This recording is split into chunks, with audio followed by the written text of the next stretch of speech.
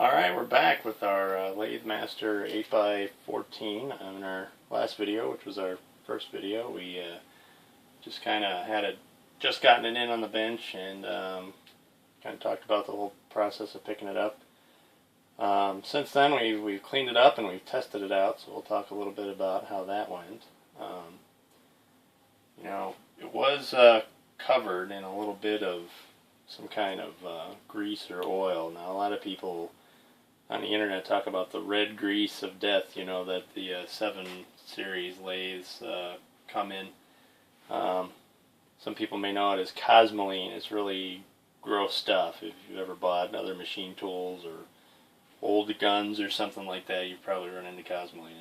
It sticks to everything. It's really good at what it does, but it's not good at coming off. The stuff that was on here, not really too bad at all. It was it cleaned up pretty easy with WD-40. Probably took us about a half a roll of paper towels and a half an hour, and we got it all cleaned up and ready to go. So after we did that, the next thing we did was lubricate all the moving parts. The manual's got a page that shows you all the lubrication points. These neat little ball style points. You can kind of see a number of them on here, and we just put some oil in one of these little oil cans. It's got the right kind of fitting on the end to go in there. It doesn't take very much. Just oiled all of those. Incidentally, this cool little old school red can is probably the only thing here that wasn't made in China. It's actually made in India, believe it or not. So pretty neat little thing though. Harbor Freight, $3. Yeah, so we got it all lubricated. We used actually 10W30 motor oil, just the cheap, non-detergent, no fancy stuff. We'd read that in a couple places on the internet. Actually, my brother, the cameraman, found a couple of references to that. And it seems to work pretty good. You know, it stays clean. It releases the little chips and stuff that fall on there pretty good. And it's really inexpensive. So, yeah, we got it cleaned up, got it lubricated. We got the belts on. I'll show you that here. The belt's pretty tight on there. It's got a little tensioning system. It's kind of hard to get on and off of the pulleys once it's on there. It's, you know, one of those things where if you've changed the if you have one of those little drill presses, you know, you might have a pulley system like this. On that one, it has a little tension knob to help loosen the tension on the pulleys, and then you can get the belt off easier. If this has that, I haven't found it yet. It's not impossible to get the belts off. It's just not something you're going to want to do all the time. We've got ours set for the 420 RPM speed right now. That seems to be a pretty good average speed for just messing around. Yeah, so once it was all cleaned up and everything, we turned it all on. We tested it out. We actually made our first part. I'll show you that right now. We made this little knob. I don't know what that looks like there. It's just got a small diameter here of about 0.15 inches, and this large diameter is just a little bit less than 3/4. We actually started with a 3/4 aluminum bar and just turned the outside down just enough to give it a nice finish and make sure it was round. And that replaces the 2 little screws. There was a screw that went in here, and there was a screw that went in here to hold this cover on. So as you're doing stuff with the belts, making sure they're tracking properly and all of that stuff, where you want to get in there and change, it was kind of a minor chore to take the screws in and out every time. So we just made this little pin to hold everything in place. Also came up with this other neat little trick to hold the spindle guard up with just a little bar magnet. Otherwise, when you got a rod sticking through there, this thing just bounces on top of it and makes a horrible racket. But other than that, it's good. The machine really is quiet. I'll turn it on for you here. We've got the belts and everything on here. At 400 RPMs, it hums along pretty good. Cutting aluminum, it was pretty quiet too. We're never in danger of needing hearing protection while the machine was in operation. Now, metal, heavier metals might screech a little bit more, I don't know, but we were pleasantly surprised at the sound level of the machine. All of the little work pretty good. You know, this cross slide here, and I might have my terminology wrong, but I believe this is the compound slide or the cross slide. It's our first machine tool, so if I get my wording wrong, you'll have to forgive me a little bit. But very tight, very little backlash in here. Same thing here.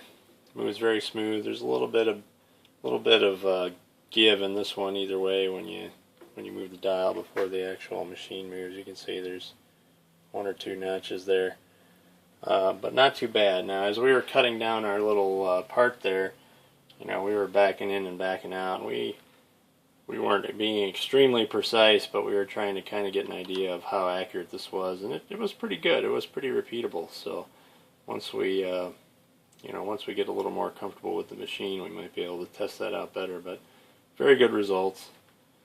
We got all the accessories laid out here again. We kind of wanted to talk about that. You know, this stuff. One of the things they say about this machine, the way it's advertised on their website, is, you know, it's ready to go out of the box. Just clean it up and it's ready to run. That's kind of what drove us to this machine instead of the 7-inch series machines, because you read all over the internet about people, you know, basically buying them and then tearing them down and rebuilding them. And, you know, we just didn't feel experienced enough to have to do that. So we thought we'd give this one a try. You know, there's no slop in any of this stuff. I mean, it's on there. It's pretty repeatable. It's nice and tight. Everything slides pretty well. The tailstock, we just threw a couple of centers in there and lined them up and tested it out. Looked pretty accurate to me. Again, we didn't take the top off and actually use the spindle bore. We just had the center in the chuck, so that always adds a little bit of error, but looked really good. Everything was online. It wasn't skewed. It wasn't top to bottom. It wasn't off, you know, top to bottom, so no shimming required on that thing. Really pretty pleased with it so far.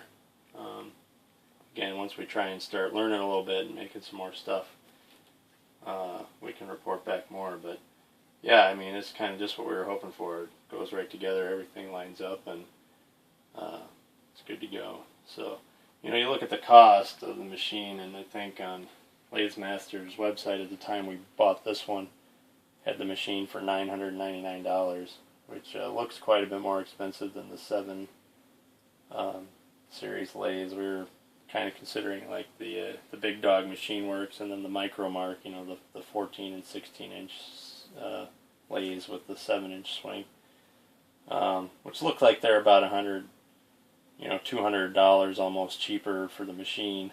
You know, when you consider, especially against the Micro Mark, you know, this comes with the steady rest, the other rest, I'm blanking out on the name for this one, the other chuck, the back plate. We had to buy separate from this. We bought all the same basic stuff you have to buy for a 7-inch. You know, we bought a couple cutting tools, we bought a cutoff tool, we bought a live center. We also ordered the quick change tool post, which that's an interesting story. Actually, the machine and the tool post both left Louisiana at the same time, coming up to the Chicagoland area here. The machine beat the little stuff in UPS by like 2 days. We're not going to get that stuff till Monday, so I thought that was kind of interesting. But I guess depending on where you are in the country, that may or may not be the case for you. But so anyway, back to what I was saying. Yeah, we when you consider all the stuff that it came with, we added up all the parts, did a little spreadsheet. You know, and really the difference is only $150 to $200 to go up to this 8-inch machine versus the 7-inch machine. Now, there's a few features that the 7-inch machines have that this one doesn't. You know, this one doesn't have the online variable speed control. It does have the reversing motor. This knob up here, you know, will drive the motor forward or backwards. So, you know, there's a little bit of trade-offs, but really it's a solid machine, and I think we're going to be pretty happy with it. So, you know, I guess day one impression, you know, looks like it's definitely got the potential to live up to the claims on the website. It's a nice machine. So we're going to dig into it some more and try and learn some stuff, and we'll keep you posted on how it's going.